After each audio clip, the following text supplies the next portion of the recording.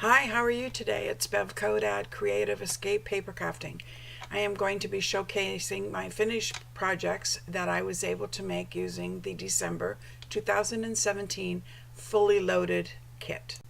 This kit came with amazing prints, soft, elegant, many colors of cream, beige, soft pinks, also a combination of gray, black, and white. The accent pieces were in both borders, and some of the accents were in the gold, which were absolutely stunning and perfect to add to any of the papers and the prints that were in this combination.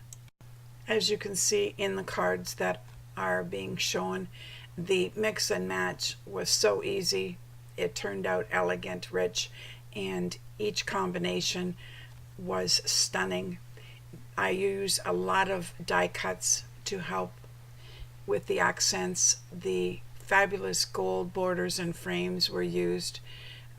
There is also a lot of cardstock in my cards.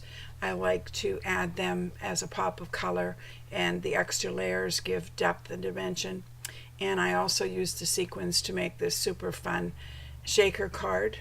Also, the die and stamping was a great accent to this kit, and the nouveau for the gel sparkle drops and crystals was fabulous. Visit the store and view this and many other kits that are available.